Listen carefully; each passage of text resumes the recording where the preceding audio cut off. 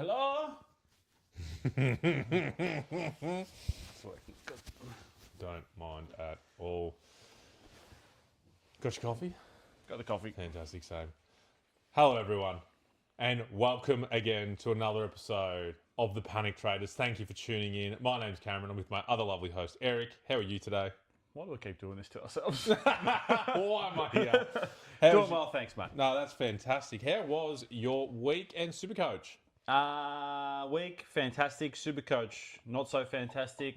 Preach. Oh, actually, the week's kind of been ordinary for other reasons. We'll move past that. We're from. You? Yeah, busy weekend. Yeah. Supercoach. I was pretty happy with my Supercoach week, which we'll get into. Some huge scores across the week. So we'll jump into our scores and then very quickly jump into the winner of the round and see what they did to get us there. Yep. So top and bottom scores. We'll start with yourself. Top 32% for me this week. 2-4-3-6. 2-4-3, top 32%. Yeah, so down in the ranks. Red arrows. You'd be pretty happy with that most weeks too, that score, but just some of the scores that came out of the primos. So I've gone 26-10, and I'm very happy with that. Dominated. Top 5% that one, so still quite a bit before the top echelon. I think, which we'll get into in a minute, top score was like 28-5-6. Wow. So an extra 250 on top of me. So you beat me by, 180 odd points? Yeah. So kind of like, I'm 2 primos behind you, kind of in scoring. Yeah, or captain choice, which we'll get into. So show us your team. How'd it go? Got me. Your team. Just another week. Ups and downs, mate. Backline, kind of fitty. Holmes, Ash, Parker. Thanks, fantastic. Parker continuing a nice run. I think his 3 rounders got to be like 130 or something. It's very funny to say because he's done so well. But his last month has been really good. But in that month, he's played West Coast, Richmond, Essendon, and then Port Adelaide. So is it just the bottom teams they're playing that he's scoring well against? Potentially. But anyway, he's done well, so you take that. Which is pleasant because I traded him in when he was D1 and then he shit the bed a little bit for like 8 weeks. Absolutely, he did. So a little bit of return on investment's good. Zerha. Yeah, he's now under 300k. There was probably close to 5-6 weeks ago now, where he kicked a goal at the end of the game and won the game. That kick was worth more points than he scored for this entire fucking game. That's actually accurate. He was in the 50s and ended up on 90, whatever. Gee whiz, this is a bad pick. It really rings true when, we'll talk about it later, but... Yep. Moving on. Cam Zerha. Hawker, Anand, rookies, whatever, chugging along. That's fine. That's what you expect. I actually had a playing defender on the bench this week. B. Ryan got back in the team. Probably get dropped again with a 33. Fantastic. Yeah, that's not great. You don't want that. Nick, Butters, Dawson, Heaney, Baz. All performing. Fantastic. Thanks. I picked up the VC 135 on Dawson. Not too bad. No, you take that. Have to take the 135. Bont, down week, 80. Didn't watch this game. Do you know what happened? No, so I was moving house, so I didn't watch much of the early games, but I thought he was getting tagged. Apparently not as much as I thought, so I think it's just one of those games for him. They got dominated, the Dogs, though, so... Did they have Sydney, maybe? Yeah, I did, yeah. So you might have got a bit of JJ? I would have thought so. Yeah. At least a follow run through, so run with. Clayton Oliver continues to be an extraordinary pick. Yeah. 112. It might... Is he a pick of the year for both of us? No disappointing, just cruising along, comfortable scores all year. Yeah. 108 average. 108 average, and it's always... He hasn't had too many of those massive 160s and then had real bag. I think he's had like 2 games at 69, 70. Yeah. But that's not terrible. No. And then I got Timmy T at M8 there. And if you keep chugging out these hundreds, mate, I'll be happy with it. That's all you wanted him for. That's all you wanted him. So that's perfect. Grundy and Gorn in the ruck, looped there. 165, thanks, Maxi. 105, Grundy. Who do they verse? He had English and Lobster. So he would considering that he dominated, 105 is kind of a bit unders. Yeah. Side note to that, remember last week we talked about the 3-headed dragon and and I talked about he got like a 60-70. So English. Yeah. So probably not one to look at going forward. So I didn't watch a lot of this game, but word is that English got dominated so bad he got taken out of the ruck and got put at fullback. Which is not great if you had brought English in for that third ruck role for a cheapie. So no, not good at all. Ruck line's fine. Sheasel. Wow. You don't have him. What's his ownership percentage? Like 94? Yeah, it'd be up there. It's in the 80s, I think. Yeah. To go, oh no. Did you watch? You didn't see this game? No, so I was at a party at the time, so I was in and out of it. No, I have to go and watch a replay because I have no accurate like reason as to why he would be score 45. And he had a decentish stat line from memory. So if I'm just pulling it up as we go, oh, it's going down the list. Oh, yeah, this really hurts his 5-rounder of like 120. He's down 45. You got to sprinkle in the shit a little bit. Yeah, you do. You got to experience the lows to appreciate the highs, and this is one of those. This lows. is a big low because considering his 5-round average was like 109 before this. Yeah. He's had 16 touches at 56% efficiency, and no goals. So a big down week for him. Gold Coast mid is decent. Track Noah Rao. Yeah, like not an easy matchup. I'll give him the benefit of the doubt. I'm going to have to because he's in my team for the rest of the year. There's no way around it. Yeah. Track, what a beast. He's back. Yep. He's not back, but he played well. He played well. I think he had like something like 25 contested possessions. Yeah, it was huge. Yeah. Jack Ross, he's dead again. 31 concussed. Jay Tracy, he might be developing cerebral palsy or something. He wasn't F1 when we traded him, but apart from Track and Sheezer, he technically was F1. And I paid the good price. I think it would have been the peak of his price. I think it would have been 510, 520, something like that. Now he's down to 430. And on the decline. And his 5-rounder would have to be like 80, I reckon. I'll pull it up for you as you keep talking. Yeah, and then Rowan Marshall. So I had a pick Brent Daniels that I got talked into, and then that didn't work out. So I sideways into Rowan, which worked all right this week, 133. Hopefully we continue to kind of crack out tons while he's solo rucking for the Saints. Hope that lasts a little while too. Yeah, it's meant to last about a month, reports are. At least, you'd think. Yeah, for a punctured lung and a broken rib, whatever it was. Yeah. And then Rechko in the flex, 54. So not a great team. Definitely some weak spots. Some good players are down weeks, like the Ross injury, that doesn't help. Going Tracy having down weeks. Your backline situation, which... Diabolical. It needs some help.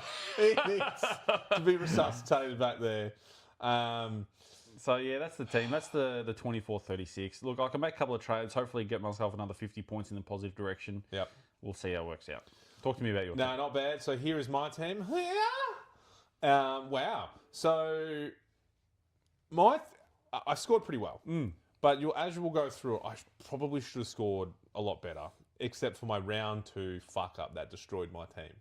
So brought in the Cy Wang Limura, put the captaincy on him. And I said last week, 35 uncontested. So he had 46 touches. Yes. He had 29 uncontested. Yes. He also had 4 kick-ins. So that counts as uncontested, but not technically on a stat sheet. So 33. And 2 frees 4, which is uncontested ball. Technically 35.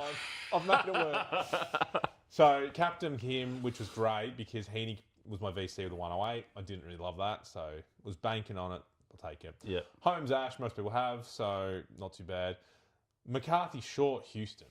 So, as I said before, my round 2 fuck up with Short and Houston, awful, and it's ruining it. So, like, there's really low scores. No one in West Coast turned up. The highest score was 88, McCarthy's second highest. No one turned up, wow. That's what you get for picking shit players and shit teams. But Houston, my man, halftime, 66. Second highest for Collingwood, Nick Dacos, number 1. 3 minutes into the third quarter, 77. And I'm like, here we go. He's having one of those games. And then he decides to also get cerebral palsy mid-game. He ends up on 64. He went back 13 points after that 3 minutes in the third quarter. So I wasn't watching the game. I have no idea what happened, but I don't know. I've done well this week, so I can't complain too much. But when you look at something like that, you just have... If I just didn't make those mistakes at round 2, I'd be in such a better spot right now. Yeah, your picks are better than mine, obviously, in the back line, but our scores are not too dissimilar. We've got 3 fantastics and then 3 kind of subpars. Correct, yes. Midfield is very much similar to most people's. Dacos, Butters, Heaney, Smith, Bont, apart from Bont, all did well. Bont shit. Merritt... What? Your mid did really well this week. Who did? Your mid, the whole line. So Bont being the lowest one. Yeah. Merritt, Oliver, LDU. LDU's great. I love him. Gorn, Jackson down week. And then Sheasel, Horn Francis. I've had him for 2 weeks now, 3 weeks. And damn, I think most people would have him by now. His 5-rounder is ridiculous. He's pumping out huge scores. Everyone's tagging Butters because of how good his early start of the year was, but Pickett pulled out, scraped 100 again, as he does. He doesn't really score that big anymore. Petrarca, Rochelle, Lombard, Petrarca's good. Rochelle's garbage, Lombard's garbage, and McDonald pulled his biggest score of the year. So I will take that. 74. Yeah, so not too bad across the board.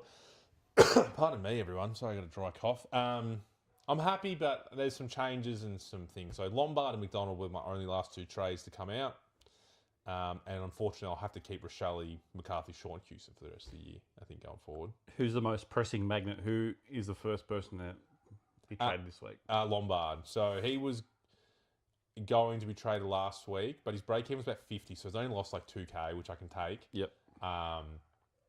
But to get the positions and to get Nasai in, I couldn't trade him out because I needed a forward rep, and it just didn't work. So he comes out this week, and I'll get into that in persons of interest. We'll jump into the team of the round to see what they did that we did not to get there. Had a good team. Here it is. Actually do good trades. Here it is. The one thing I want to highlight on this person is the balls, the huge kahunas this man has, or woman.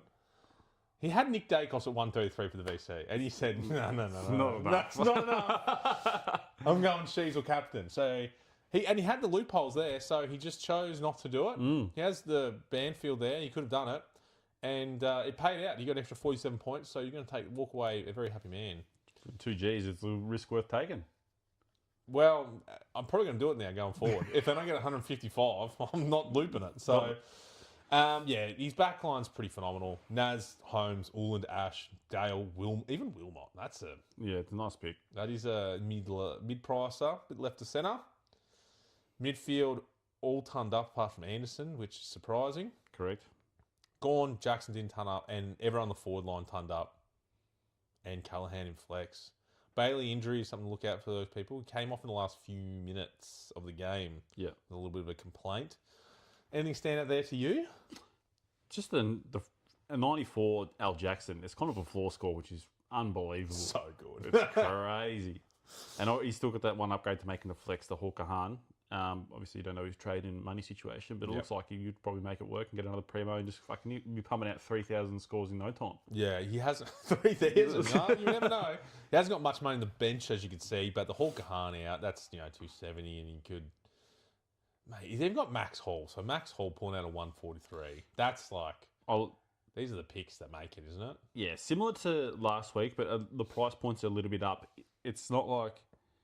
He doesn't have all the top liners. He doesn't have like Heaney and Butters or Bont in the mid, but he's got like good solid picks. He's gone like 500 to 550 plays instead of trying to cherry pick the 600 Ks. He could get another 1 or 2 out and manage his money a little bit better. And I think those are something that correlates with last week's one as well. Because you look at his backline, Uland, Dale, Ash got cheap at one stage. Anderson was cheap. Oliver started cheap. Merritt was cheap. Yeah, good point. Lockie Neal's cheap. Yeah. LDU was cheap. Ed Richard. Yeah, wow. It's a very good point to look at. Even Max Hall, Zach Bailey. Well, his whole team is, you're right, that 450 to 550 at one point where they would have probably been brought in. And Max Hall's is kind of surprising pick. 490 is...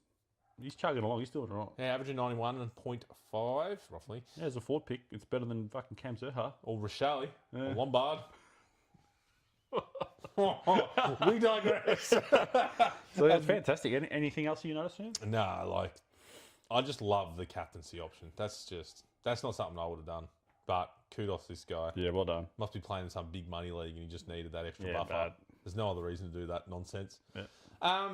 We'll jump into persons of interest, but I want to, get to that point of the season. Everyone's got minimal trades left. There's only a couple players that everyone wants to bring in. If I haven't got Bont, I'm bringing him in. If I haven't got Durham, possibly in the forward line, I'm bringing him in. That kind of thing. But I want to talk about a bigger problem that every Supercoach show faces. You faced it very hard at the start of the season. It's the Sam Berry dilemma, I'm calling it, and it's about mid prices. So we all want to be that psychic that can pick the mid price that's going to score 110 throughout the year, and we want to beat everyone. Yep. How often does that actually occur? And is it better to just go the rookie's gun approach that you were dead set at the start of the year? You're preaching it. So I've got some plays here. Yep. So to me, excuse me again, For me, a mid-pricer to be good, there's a few different categories. If you're going to start a mid-pricer, they've got to make at least 100k, possibly 150, because obviously they've been cheaper for whatever reason. If you want to keep one, has to be averaging 95, depending on position. If it's forward line, etc., it's a bit different. But so 100k minimum, 95. So I'll run through some players. You tell me, fail, worth it. Give me your thoughts. And if there's any I forget, there'll be plenty I forget. I've just tried to do some of the main ones. And then we'll decide at the end if it's actually worth next year even bothering with mid-prices. Because I don't know about you, but my mindset's changing. So Sam Berry, this first one, averages 100 on the dot right now. Yep. He's currently made 120k. At one point, it was 150k, roughly when I sold him. I call it the Sam Berry dilemma because I feel like he may be one of a few shining lights. The exception to the rule. Yes, the exceptions to the rule. Don't know if we can argue that one. You can probably. If he was on your team, like he was sitting whatever it is, M78, whatever it was, you're not bleeding about it. So at this point in time, that's probably a good point. If you had other pressing issues and didn't trade him, you'd still be happy with him at M8, wouldn't you? Yeah. So you would say it's a pass mark because he's good enough to last that season. Correct. Yeah. That's a very good way to look at it. Like if you had S. Berry or Timmy T, like in my situation, like it was like, yeah, that's a very good point. I've also a mid-price range to you. What would you class a mid-price range? 250 to 400. Yeah, that's what I've done. I did 250 to 450. I think 450 is kind of getting to the end of mid-price, and you're kind of paying for that. Yeah. But I agree. Another one, and I don't know how to look at this one. Jordan De Goey. So started at 320k. He's now at 500k with a 5-round average of 98, and that's with the 45 just gone. He had a very slow start to the season. So how do you grade this, and is it a pass or fail? I think it's passed or failed depending on when you picked him. So if you start, because a lot of people people did start him, and they would have traded him out before Anzac Day. Yeah, and so those people failed. Correct. But then to see the change that you did, Eric the Messiah, and trade him in after Anzac Day, the week or two after, you've had that block. So you would say it's a pass. You would say, yeah, that's a big win, especially with the forward status. Correct. Yeah, as long as he keeps it up. The 45 does have me a little concerned. Yeah, Dan weeks happen. But at this point in the season. So at the moment, we're 2 from 0, pass mark. This is great. Yeah. Mid-prices. Everyone should get them. P. Williams. Do you remember him? West Coast Ruckman? Yeah. He's made 162k this year. He's a ruck forward. He's only averaging 82 for the year. And he had that real big hot patch throughout the season. We got like 140, 150, and 120, whatever it was.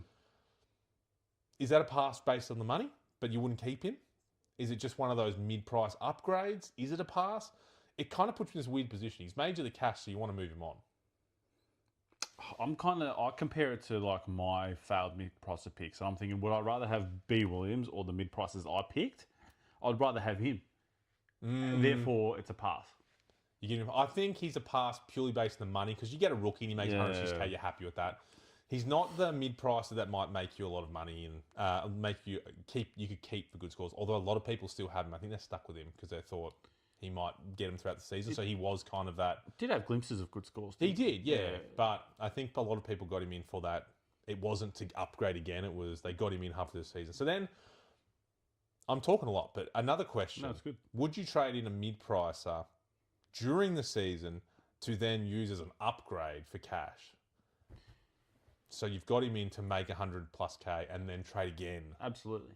So one position, say I've started with player A, I've then traded to player B, I've then played to trade C.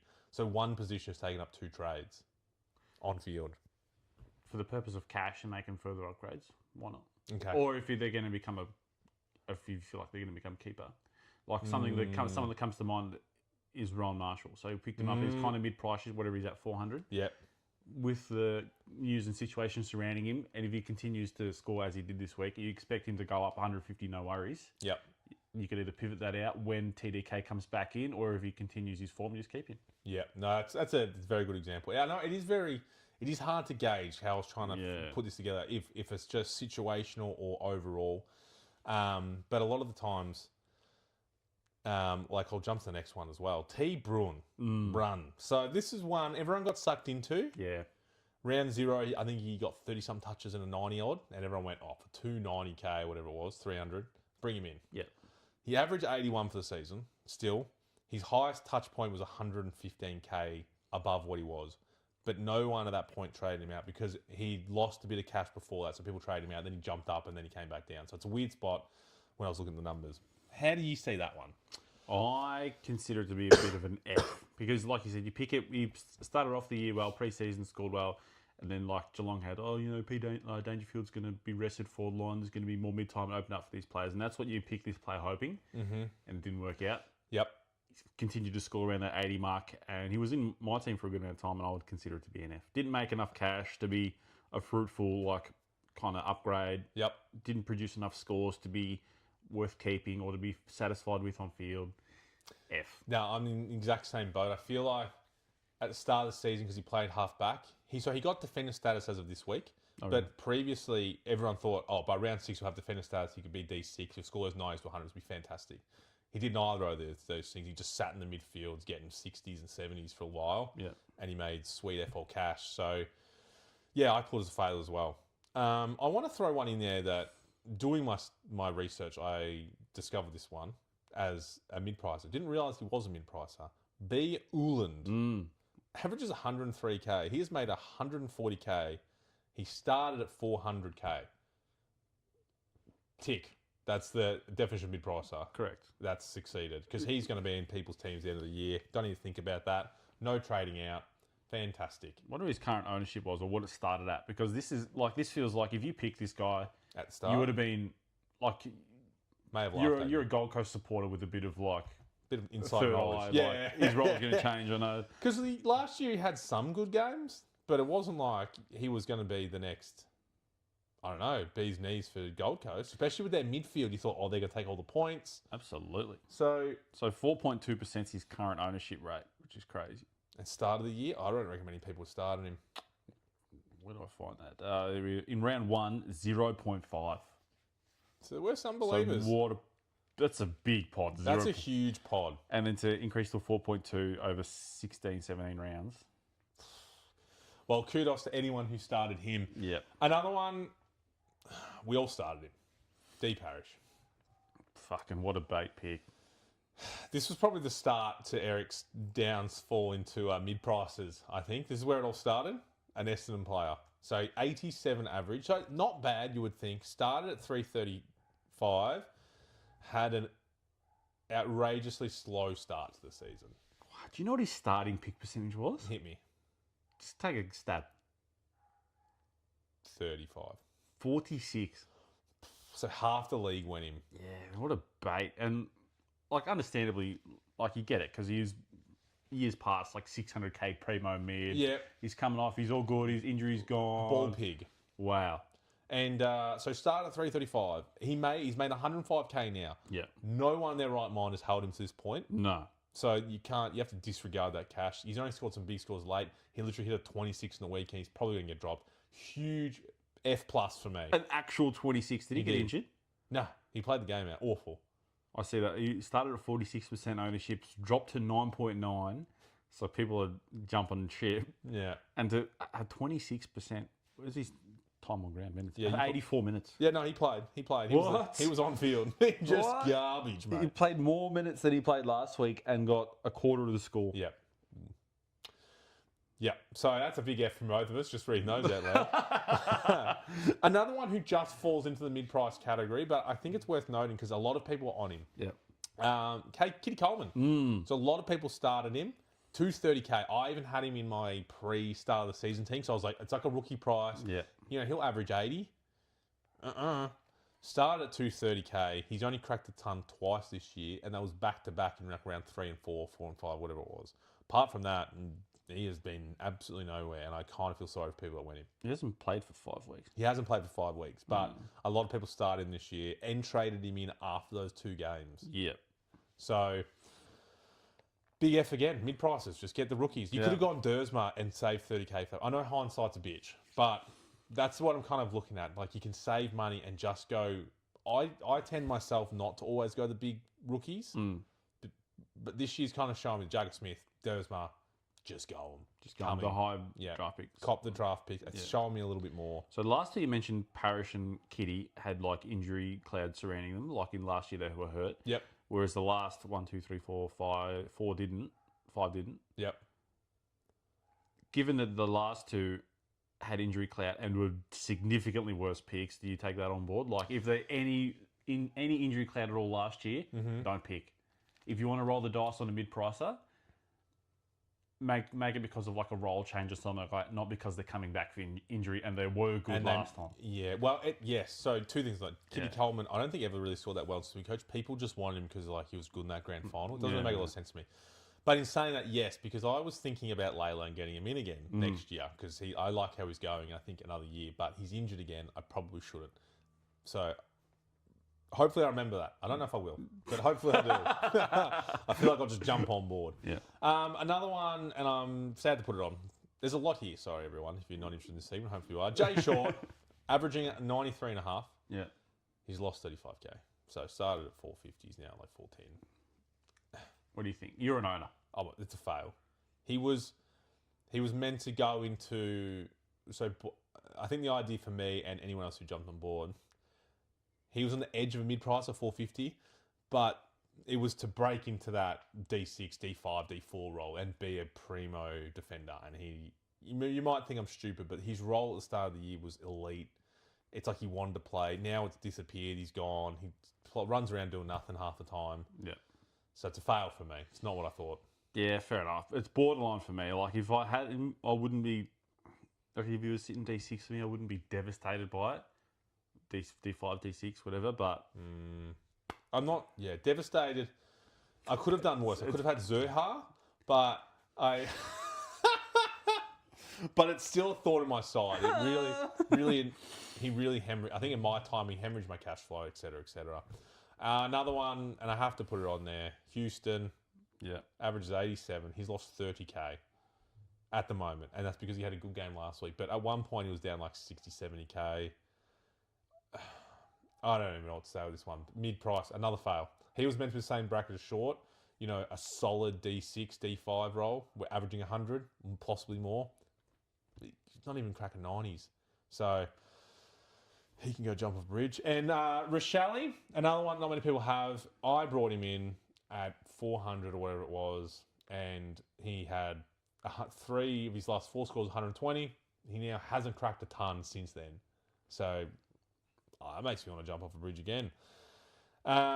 Jay Cameron, I put it worth down. I just wrote garbage, not even worth reading stats. A lot of people were big on him just because he's a cheap forward option in that mid-price range. Hasn't done anything this year.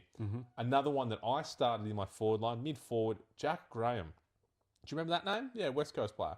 He has been injured for like 8-9 weeks this year, so it's hard to go off, but he's lost 110k and averages 71. He is not what West Coast wanted in the slightest, and he's not what we want in Supercoach.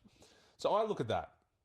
There's a lot more players out there, and I'm sure you could make cases for like a Sandura mid-price, so they're working well, but you wouldn't have started them. I think it's kind of where I'm going. Out of the 1, 2, 3, 4, 5, 6, 7, 8, 9, 10, 11, 12 players that I put there, only Sam Berry, De Goey, and Uland would be passes that I would say. I agree. And the Uland pick is a very left field. You had a bit of... Like, you were a believer in S. Berry early. Yep. So you picked him, but the Uland pick is left field, and De Goey you would have been bleeding about at the start. Yeah, De Goey. So that's the thing. Yeah, you probably would have traded him. So the only one that started well from the start of the year, S. Berry, and Uland, but no one picked Uland. So it's kind of like you're looking at 212, like a nothing percentile of mid-price. And there is a plethora more that I could have put in here. I tried to pick ones that a lot more people went. There's a lot more that I've probably missed, and some left field ones that you wouldn't have gone. It makes me look at it and go, this doesn't really work.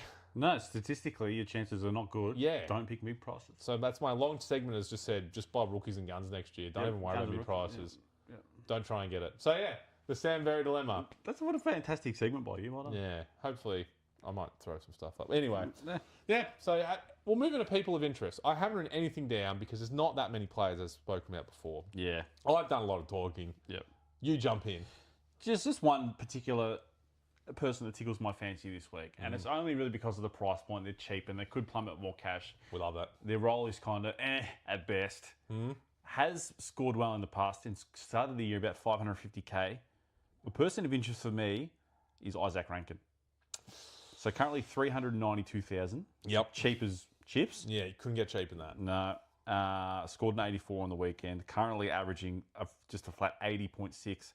There are a lot of people in this person. Sorry, Isaac is in a lot of people's teams at 8.7%. So he's kind of highly owned. I'm kind of looking at it as like I can sideways like a Rechko or a Zerha to Rankin, and I have a little bit more faith in Rankin to produce scores. Yeah. Like that's kind of where I'm coming from. In saying that, so I've pulled up top 1% of coaches and they're traded in. Rankin is the 4th most traded in player. Right. So, and that would be probably not including a lot of people in those teams that have him already. So I think a lot of people are seeing what you're seeing. He's dropped 150k from the start of the season. And his BE's 118. So easily, on his day, can produce 118, no dramas. Easily. It's just, I don't know. And it's not like we're at the kind of that point of the year, like it's not worth waiting a week. You just fucking make the trade and make it happen. Correct. So looking at his scores, he has cracked the ton 3 times the year, one of them being 103 and then another 110 and one big 149 against Richmond. If I look at this, the only teams he's done well against, Carlton in round 5 when Carlton were garbage, Richmond, garbage, North in Adelaide, garbage. They haven't won there. Bit of a bottom feeder, eh? Sorry, everyone. So he could just be a bit of a flat track bully, you might say. Yeah, and I'm just looking at, I'm kind of looking at the numbers, talking myself out of the pick. So 2 weeks ago against Port, which are a bottom team as well, 38. He scored 38 and played 97 minutes. Yeah. So that's Melbourne, that's not a great reflection. The week before, 68, and then Hawthorn, 64. Yeah, so he's he was injured in that game, sorry. His minutes are good in the last 3, like 95, 97, 98. No scores. Producing kind of ordinary scores. So, I mean, he should be a good player. So it is kind of like you've bought a lot of mid-prices. Why not buy another one, Eric? Yeah, my team's already fucked. Yeah, I don't hate it. I think at this point in the season, mate, roll the dice. You know, Captain Sheasel type vibes. Yep. I've gone Marshall. I brought it up last week and I said I'd be cucked by him because I wouldn't be able to get him in because of the sire. I want to get him in this week, and I want you to not talk me out of him. So I know you brought him in. Mm-hmm. Did he go on the score well because it was Essendon? No, I don't think so. I like Rowan. Like I big raps on him like last year before. Primo Ruckman. Yep. I'm just bringing up his numbers. I think obviously this year hasn't worked out because he hasn't been solo ruck. Yep. Because he's been at TDK in his team. Started the year off at maths 570 odd. Yep. So last year was good. We look at his early scores this year. He's had some down games and some good games with TDK even in it. So you want me to talk you out of the pick? Okay, so I think so. He's got a couple of tough matchups coming up in North with Cherry, Grundy, and Sydney. Mm-hmm. Tough matchups, might not score well, but solo ruckman still. But I'm just looking at the run. So he's got Port Geelong next week. So it's two freebies. You'd think so. Well, Port's actually Sweet. Not bad. Sweet is a good tab ruckman. I don't mind Sweet. Sherry, Grundy, Carlton, Richmond, Gold Coast. So like finishes the year strong. But you expect TDK to come back in around the Sydney game if reports are accurate. So it is. Because I want him, and it works out perfectly for me. Lombard to come out and the money on my bench. Marshall is... I'll have $0 on the bench. Getting Marshall. Perfectly slots in. Jenga or whatever. I don't know. Tessellates. So I am looking at that. I don't know if I want to do it though. Well, it might be kind of what result are you hoping for at the end of the year? Do you want to like win your cash leagues, or you do want to try and pump out the best score you can for the year, like finish as high as you can in the ranks? I think from now to the end of the season, not much is looking great. So if I can crack getting top 10 again, but I do want to win my cash leagues. You want that cash going forward. You want the bragging rights. Yeah. So maybe with that in mind, if you're playing for cash leagues and you are going to push for finals, we think that Rowan might suffer a bit in the last 4 to 5 weeks because of the TDK coming back in, and you're relying on this pick for your cash leagues, maybe not. Yeah, I don't know what else forward there is, because considering I was looking at DeGoey last week and I didn't, thank goodness. Yeah, it's hard to consider the DeGoey pick. Would have had a breakdown for sure on the podcast. Decisions need to be made. So I need to get my forward out, and I want to get Callahan on field. So because I had B. McDonald and Callahan on the bench, I trust Callahan as my rookie on field more than anyone else, if I'm honest. But Durham, I think, is still showing signs that people should have in the team as a forward. If you haven't already, he's at a decent price and it's still going up, but he's turning up every week now since Brad Scott's been gone. So many midfield minutes, it's him and Merritt and no one else in the team. Pardon me. Just looking for his score, 109, I see. Made another 30 Gs this week, 452, 15.2%. A lot of faith in Durham. Yeah. I would back him to the tilt. And I could get him in. And it's all in the last 3 weeks. So round 13, 1.5% ownership, then 7.4, then 11.8, and 15.2. So it's all in the last month everyone's jumping on. Yeah. Getting in those scores. So, 127.90, 128, 109. Which correlates with the Brad Scott being kicked out, getting a new role, doesn't it? Yes. The only thing, Essendon have the hardest run for the rest of the season. So Brisbane at the Gabba, GWS at Marvel. We're going to lose all these. It doesn't matter. Hawthorn at MCG, Adelaide, Geelong down at GMHBA, Sydney at the G, Port at Marvel. Port's the easiest one, and we're still going to get belted by them. So to have that, he might get a tag. I imagine he'll get a tag at both Geelong and Sydney. I don't think there's a point tag in Merritt anymore. He doesn't care. Just watch that. I think it's value for money, but it's also you'll be versing Geelong and Sydney Durham lineup when you come to your finals. So it's just one of those. Yeah, I like it. I'm considering. I don't want to consider Durham, but I would, given that I don't like Essendon players because I don't like having players from bad teams. No, I agree. Anyone else stand out that you think probably should be in your team that's not? I'll throw in one while you're thinking. If you don't. Yeah. I think Nasiah, he's going up money still. Yeah. Will Ashcroft's an interesting one at 548 mid. He has come into some hot form at the moment. So he's 10th overall in the 5-round average. Playing the Dons this week. So you just book that in for a top score. Last 5 weeks, 109, 86, 151, 138, 118. And that's against some good teams in Sydney and Geelong the last 2 weeks. I think he's probably coming into some good form. He had, 2-time Norm Smith medalist. Can't be shit. You would hope so. He's probably one that I would look at as a sideways option. And if you want to be even more left field, we've brought him up before, but I'll bring him up again. George fucking Hewitt, mate. This guy is on a generational run at the moment of his own career. 6 weeks, 126, 90, 112, 138, 110, 140. Wow. 560k. So he is not a full-out midfielder, and that is all since old mate's taken over. He has come in and just said, "Good boys, I'll put you on my back." 5-rounder. Yeah, huge, massive. So if I was still looking for an M8 or the flex position, that is one. He's in 0.8% of teams, so an absolute pod. Huge pod. If I didn't have my forward issues, my mental health issues, I'd probably get him in my team. Mental health issue. That comes with my forward line. Someone else that I'm just looking at now, I just looked at most traded in my leagues, is Chad Warner. Does someone know something I don't? Like, what about this Chad Warner pick is tantalising people to bring him in? I'll bring it up for you. He's had 1 or 2 good games. So he's currently in 508. Yeah. He's, sorry, it's just loading. He's, through 5-round average, 111.4. He's scored 93 average for the season. We look at some of these scores. See, alarm bells for me. 119 against Richmond. The week before, 46 against Geelong. So this is what he loves to whip out.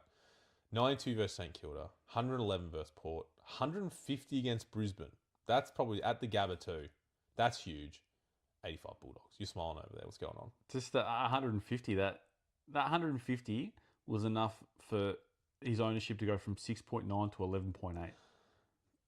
People chasing points, bro. Chasing points, isn't it? It's crazy. Yeah, I guess, mid-forwards have been, not very good this year. So yeah, well, if you had to pick between Chad Warner and Jordan DeGoey, similar price point, pumping out similar scores, who are you picking? I would have gone DeGoey at the time. I would never trust Chad Warner. I brought him in last year, and he did the exact same thing. This man loves streaming inside 50 and then kicking it out in the full to no one. Loves it. He'll do it 10 times a game. So, he's a poor use with the ball. He's a good player, just cannot kick straight to save his life. So he's a big no for me, and I would say avoid at all costs. Happy to be wrong there. Fair enough. But so there's a few there, but, get all the regulars in. Get all the top points players if you haven't got them. But at this point, how many trades you got left? 4. Is that after trades, before trades? Before. I've got 3 before trades, and I'm making 1. Any cash in the bank? I'd have about 120 or 113 because Lombard comes out at 320. Marshall comes in at 433, 700. And I now have 0 on the bench, which is playing with fire. Nice. But that's me, yes. Done, I believe. I think that's done for the time being. Yep. You? 560 in the bench. Whoa! So this week, provided there's no more fucking injury news like my team's destroyed, Go on out. I just hope to make 2 upgrades, like a Rechko up, a Hawker Hunt up, whatever it might be, and then leave myself with 2 trades to get the last rookie off field. So you're gonna who you targeting? Who is the 1 or 2 that you think have to come in? Who's the one that has to come in? Who's going to come in? Yeah, who's coming in? Who's the one? The one. Without even thinking about the other one? Well, until you enlightened me earlier, I was going to bring in Whitfield, but there's news that he's injured, you said? Yeah, I think he'll concuss, so he won't be out till next week. He'll be out next week. So if I can't go Whitfield, who's at a juicy price of 487, that's tantalising, Yep. it might be someone like a Cal Wilkie, someone who's performing and there's a reasonable kind of 450 price who doesn't chew into my money too much where the next pick I upgrade can be a similar player. So you're looking at defenders, is that what you're talking about? Yeah, I think so. I also have someone in the flex. I got a lot of money to work with in flex, so I could get kind of anyone. If you love pods, Caleb Daniel, 5-round average of 114, 2.5%. I do love pods. Talk dirty to me. Bodie Euland. Pods are really what destroyed my year. Round 7. So you should get more. Some good options there looking at defensive options. So, good luck there. I'd like to see what your team comes up with. Thanks, mate. No wazzers. We'll now track into the Giacomo Manor. Best on ground. Fantastic. Have you got any honourable mentions? Yeah. You do? Someone who shagged us last week in the multi by kicking like whatever it was, 1 goal, 8. Yep. This week kicked 7 goals, 2 or 3. Yeah. Stringer. And they knock off top place. Far out. Yeah, that's... hate to do it to you. I put an honourable mention D Parish. That 15 touch 26 Supercoach game was just elite. Any effective touches at all? Mate, I don't know. He just non-existent. Get him out. And I can't believe we all started him start of the year. Yeah. And he's fallen so hard from grace. Yeah. Hit me with your one voter. I appreciated Track's game this week. Just the amount of contested peel. Pumped out a good score. I'm here for it. Played well. Yep. Wasn't enough to get his team over the line. No, it's good. He played very well. He got a pretty good score, 117 in the end. Yeah. So my one voter goes your honourable mention. I wrote the package. 7 goals. We don't normally give... Normally, kicking goals is an honourable mention. No. But I feel like a player like Stringer, contract year type vibes. It's a huge game for anyone, but particularly huge for Stringer. And against Freo. It just shows he actually is good. It just... I don't know what happens. I don't know what happens in other games. Hit me with your 2 voter. Nick Dacos carried the Pies. I think in the last 3 weeks, he's kicked 6 goals and had 100 touches. Yeah, I may have missed him on my points. It's crazy. We talked about it last week. Averaging 35 and 1 goal 3, which is crazy stats. Just continued to average. I think it was pretty much that 35 and 1 something like this week. So, I didn't give him votes this week. So you can have 2 for me. That's a good one for you. I've got my 2 voter. My pod that I just brought up, George Hewitt. Yeah. Oh, I know it was against Richmond. Kicks goals. Hold on. Sorry, everyone. I'm not going to edit this out. Don't worry about it. It's going to be in it. George Hewitt. He's played so well the last while, and he's probably gone under the radar. Kicked a couple of goals in a close game. Yeah. They could have... Did you see the rush behind in that game? That was... the controversial one? Yeah, where Haynes walks over the line. Yeah. That almost lost him the game. Carlton. But, George Hewitt for me. Great game. Nice. Yeah, gave me 3. 3. Someone who I've appreciated all year, continue to appreciate. Love this player, Max Gorn. So, did you watch the Melbourne Hawks game at all? No, I didn't. I saw the stat line, though. In the first half was unbelievable. Max just whipped it out. Yeah, wherever he wanted. Oh, did whatever he wanted. And it was really weird. Hawthorn kicked like 10 of the last 11 goals and still lost by 6 goals. Yes. Isn't that mental? Well, they were 10 minutes into the third quarter, down by 96, and to only lose by, was it 5 or whatever goals at the end? Crazy. So, like, the second half of the game kind of dwindled a little bit for Melbourne. Yep. But Max still performed, and for that, he can have 3 votes. Still got 165. Yeah. Yeah, that's fucking fantastic. My 3 voter, I didn't want to write this down. And you almost shouldn't, because it's against... Oh, I see what it is. He's he played Essendon, so it's not really right. But Naz, I put it down, 46 and a goal, which is hats, I get it. But you still got to be running around getting it. They also put some money on to get 40 touches, and that was done pretty early in the game, so I was happy with that. But Naz, 3 for me. So right before this, I'm looking at this overall. Our votes aren't going to really change anything. Grundy and Cherry are still drawn on 16, and Heaney in third 11, B. Smith 9. Our votes wouldn't change too much. Oh, Dacos would go to 10, so he'll go to 4th, sorry. But apart from that, Max Gawn comes up. But I just also, looking at our votes for the year, I put aside Eric and my votes just to see what's what. So my most voted player on 8 votes is both Smith and Cherry. So my top 2, I should say. Who are you your top 2 votes, Eric? I have B. Grundy on 10 and Phoenix Gothard with 8. So Phoenix Gothard is currently sitting 5th overall on 8 votes. Has had 8 votes from me. What a man. Oh, I rate that. But yes, no, thank you. That's Jack Harwell, man. And we will get the winner on the pod. We will. Yeah, that's going to happen. Eric's worldviews of football. Yeah. So my team is looking in a complete state at the moment, Cameron. And I need your advice. Okay. So you're in Eric's position, okay? Okay, I'm Eric. So 3 really concerning magnets on field in Rechko, Hawker Hahn, Yep. and Kamzuha. One of them has to stay in the team for the remainder of the year. You got limited trades. You can't make it happen. You can't get all of them out. Yep. Which of the 3 has to stay? So Rechko, Zerha, and Hawkan. Yes. And why, please? Or who's... So Rechko's going because he's still... How much... Rechko's worth probably a decent amount of cash. 300. Yeah, so he goes for cash. I don't care what his average is at the moment. He's got to go. I would hands down say you could trust Hawker the most. But that means you have to trade out Zerha, who's just plummeting in cash. So you're not making much money. I know they're probably roughly the same, but Hawker Hahn's still going to make more money if you left it a week or 2. Zerha is probably going to go down.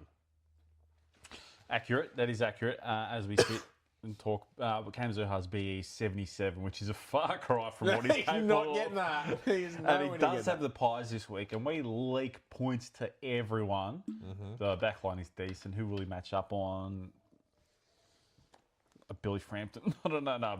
Frampton will come to no touches, mate. Frampton will get like Jack Darling or something like that. Yeah, okay. Or Nick Larkey, probably. But we can't expect him to get a 74. No, So he's we probably cannot. going to go down money. No. Hawker Hahn at 260,000 currently. His break-even is 30. Should shit that in. And they're against... They have Gold Coast in Adelaide. Yeah, in Adelaide, he cuts him. He's making another... I reckon he's getting another 70. So that's going to be fine. He's going to make more money. Zerha's not. Hawker Hahn has the capacity to get those 80-90s. Sorry, guys. People kind of trying to call me during our very important discussion about AFL Supercoach. That's it. Hit me with your question again. So you've got Hawker Hahn, Zerha, and Rechka. Who is staying? So in your team, I think Rechko's got to go. Good cash for you. Although you got 56 on the bench. So I should... Actually, so before I was just saying that Zerha would be hard to trade out because you're going to lose a lot of cash and he's not really worth much. He's not going to score well. He's just going to hurt your team. But you've got the money there. So I think Hawker Hahn stays because you can comfortably bank a 70 from him and he may go 100 because he's done that already, previous going already. So I think Rechko and Zerha need to go and you got that 556 on the bench. You could just get anyone times 2. Yeah, I like it. I might. The pressing magnet is Anand there, so he comes up, no question, to someone who's playable. Yeah. And I got those 3 remaining. Hawker Hahn might be the one to stay. So Anand's getting traded out? Yeah, he'll be upgraded this week. Do you reckon you want to upgrade one of the other ones and leave him on? Like Zerha's worth more cash, going to go down. Anand's not really a problem. Nah? It's just the... Yeah, I'm hearing you. I don't know. No, I'm not in the top 5%, so I don't know. I've got to move some magnets around. I can work it out. Maybe I'll move Anand to the flex. Oh, good flex. Put Rechko out and Zerha out. That could be the way to go. We Yeah. might have another week with Hawker Hunt and Anand comes out next week. That might. Anand. Yeah. No, I think Hugo is the one to keep. Just start Hawker again. Hunt, yeah. Yeah, I think he's the one out of all those three. Because I think he may be my last trade out for on field. And if barring injuries, he may even be my flex or D6, which is very unfortunate. I'm hoping not, but we'll see. It's the weird time of the year to do this because there's been a lot of cucking going on. A lot of it. So much. Week in, week out, we're getting cucked. This week, you gotta be cucking me. Cucking me, baby. So last week I was getting cucked by Marshall and Durham because I couldn't get him in because I wanted Naz. Thank goodness I did Naz. He got me. I got the captain on him, but they both cucked me real good, Marshall and Durham. And it's going to be again Durham. I don't think I'm going to be able to get him at all this season. I'm going Marshall over him because I don't have to do 2 trades. I can do it with 1 trade, and that just works my forward line. But watching him get hundreds every week is pretty hard, considering a lot of people 3 weeks ago got him for like 320. That's great. That's like getting Jordan to go. He had his lowest. Yeah. So he's got me in that chair. I'm tied up, and not much I can do about it. Fair enough. How about yourself? Has anyone got you in that chair? Yeah, a little bit. And it's mostly because of my own decision to start. I started with this player. And this week, this player was... I versed this player in a league. And I was looking at it thinking, fuck, this is annoying. Why don't I have this player? 5-rounder, not thrilling, but decent. Yep. 95. Okay, it's been a roller coaster pick. Jordan Clark. Okay. Oh, no. I started this player. Yeah, you did. And this week, he produced a 96. And he beat me in the league. Okay? Okay. So he's cucked me a little bit. As in, do you want him in your team? I don't want him, but it's just, maybe it's more of a feeling of regret. Like You could have had it without I could have had him instead of Cam Zerha. Like, I would have been 50 points off better a week. Yeah. Like on average. 50. It's not wrong. It's just a little bit of a cuck just because I had him. You know, I didn't want to start him, but like we discussed. You went to the game. You wanted I just wanted a content pick. Yeah. I wanted to ride it. And I traded him out because he was underperforming a little bit at the time. But now he's at a 5-rounder of 95. So it's not terrible. That's not bad. It's not great. It's not bad, though. Yeah. And he's just stitched me up a little bit. He has, and he's beaten you this week. So that gets you in the chair, gets you a bit annoyed. Yeah, a bit exactly. revved up. But no, that's it's one of those ones. I think going forward, your trades will go, and you'll just be looking at, someone will go on a heater of a 5-runner, like a 5-round average of 130, and you just be looking at him like, could have had him for $300,000. Correct. It might be ranking. It might be ranking because it's absolute heater, and I won't have him in my team, and not much I can do about it. No, fantastic. Captains for this week. As I pull it up, I'll go through the round. So Thursday night gives us an absolute belter of first, second. Freo Sydney. You trust anyone in that for a vice captain? It's hard. It's going to be a good ruck battle. You don't know ruck battle. Who's going to win it? I don't know. I think it's too competitive of a game to trust anyone from this. I am there with you. Yeah. Jackson Grundy, one of them might go 90, one might go 130. Correct. You never know. Yeah. Heaney, Clark, Sarong, although he's dropped the face in that. Brayshaw's come into form. None of them stand out. There'll be a James Jordan tag going somewhere. Yep. Freo might put Warner on someone. I don't trust it. Especially with the next game, Collingwood North. Now, I can't do vice captain and captain in the same game. It's about to happen. There's going to be some points on offer for this game. You got to roll a dice, Nick or Sheasel. Yeah, I would lean towards Sheasel. I agree. Really? Yeah. What is any reasoning? It's Pies League points. Pies League points. He's not going to cop any particular no attention. And a tag might go to Dacos. I know he'll get around it, but there's a high chance Sullivan goes to Dacos. Yeah. Who's Sheasel going to get tagged by Perryman? Oh no. Breaks out to a light, joggings away from him. You could go, actually, I do want to mention real quick Cherry and his absolute fall from grace. So he's been pushed right out. I'll pull out the numbers. Just give me a hot minute. The Pies are $1.38 favourites in this, $3.06. I think that's surprising because North are not that far off the Pies. I mean, they can't win. So, yeah. So what are they? 137 to 315. 306. I'll put money on North. I don't think they'll win. But, sorry, Cherry. So, 12 touches and, what was it, 12 hit-outs I saw? That's disappeared from my screen. 14 hit-outs, 3 centre-bounce tendencies. So, people weren't that worried because even without the CBAs in the 2 weeks prior when he played before his injury, he got 150 to 110. But they were against West Coast and Richmond. Now against a half-decent ruckman and Sweet, he got a 70. And I'd be very concerned if I'm a Cherry owner right now. Yeah, the trade that I did a couple weeks ago that I panicked about for a week or two is seeming not too bad. I think you did all right, and you got him at that high price point to keep the cash in your team. Yeah. So I'd be concerned there. So, but still, Shees or Dacos, I think Pretty safe. Flip of a coin, BC. Go on to the next one. I might captain Naz. To be honest, captain against Port. You could go Butters, but he might get tagged. I'm not really sure. Do St Kilda even tag anymore? I don't know. GWS Geelong, a few players there. Baz is the obvious one. Holmes even. Holmes, you trust Oliver? Probably not. Nah, I wouldn't know the captain. No. Probably not there. And Ash might be, maybe, with Whitfield and team. Need more kick-ins for my big boy. Just see. Carlton West Coast, you're not... Have you got George Hewitt, your own owner? Oh. if you're one of the 0.8%. Yeah, that's a big one there. Good one by Eric. But not much there. Days dropped the face of the planet. Gold Coast, Adelaide, Dawson maybe. Dawson, Track. Rao. I wouldn't do Rao. I wouldn't trust Track, Rao, Anderson with the captain. Vice captain for sure. Throw a Hail Mary. Yep. Wouldn't trust with the cap.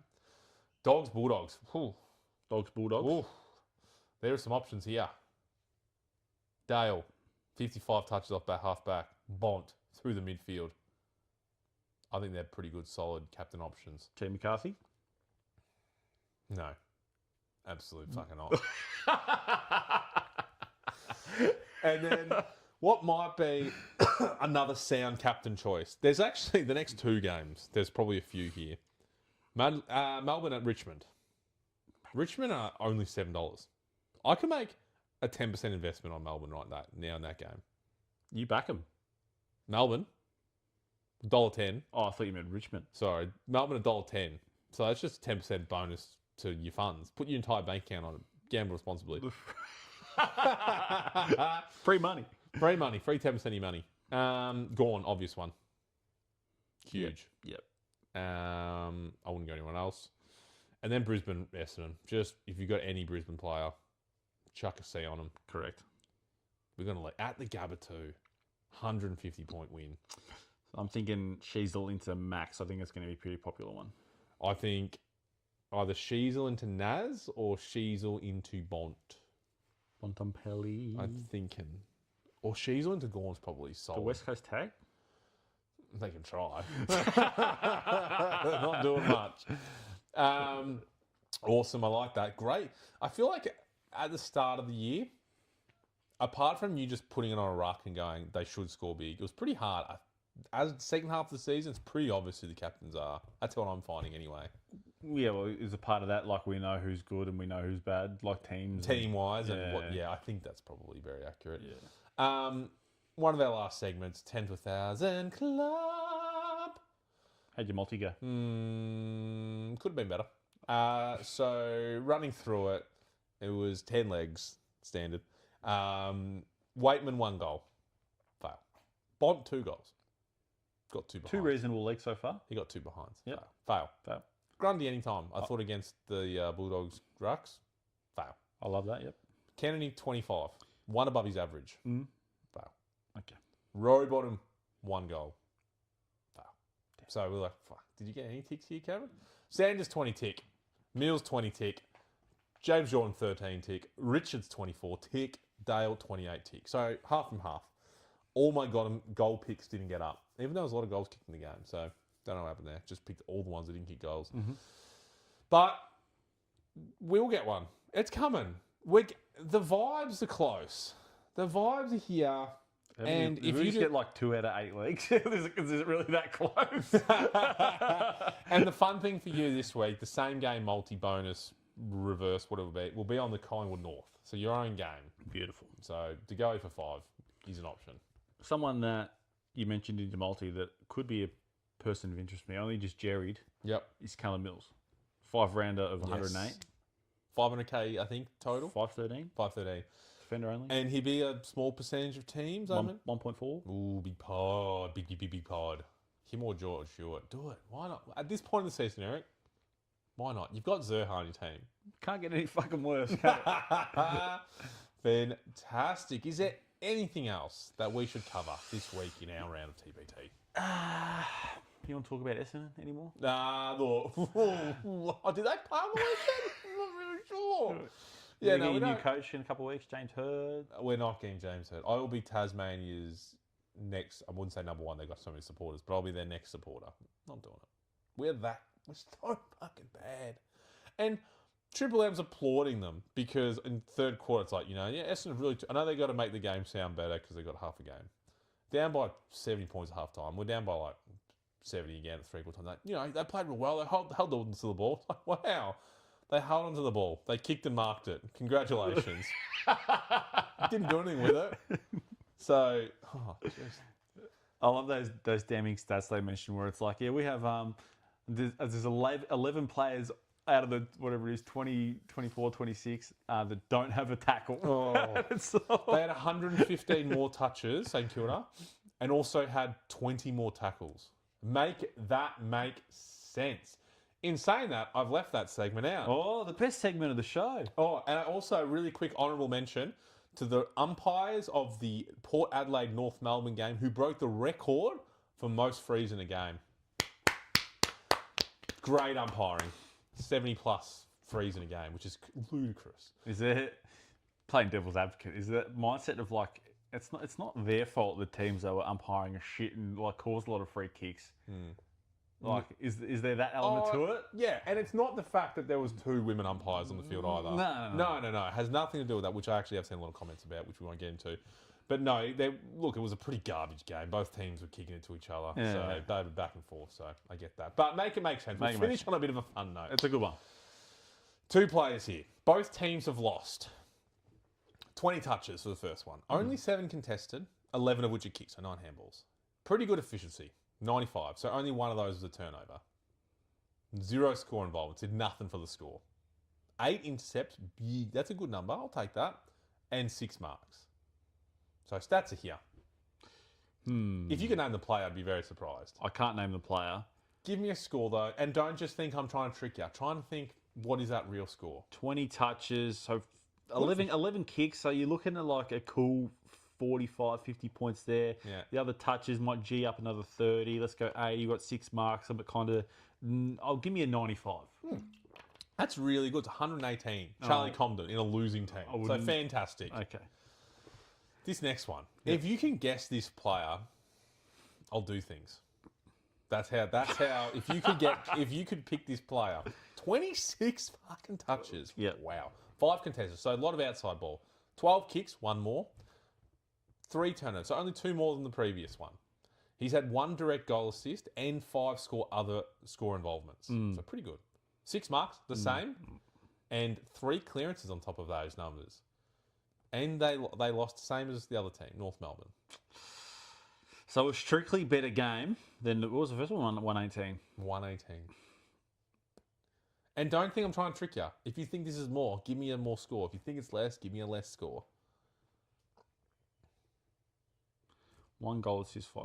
I'm going to say... Just working through it, I like it. About 110. So you think this player got 110. Well, I'm going to tell you that the player's name... I'm actually looking it up because I don't know his first name. His name is Bo Adensall from Gold Coast. And he whipped out a cool 60 from those numbers. I would be absolutely spewing. Cool 60. Just, if any, like, put it into perspective, say, like, a player that you own, say, Lockie Ash has 26 touches in these numbers and pulled out 60. Yeah. We'd be talking about it a lot more. Correct. Like, just because no one, I'd look up his first name, I'd fucking no idea. 26 Is that touches. his first game or something? I've never heard of that.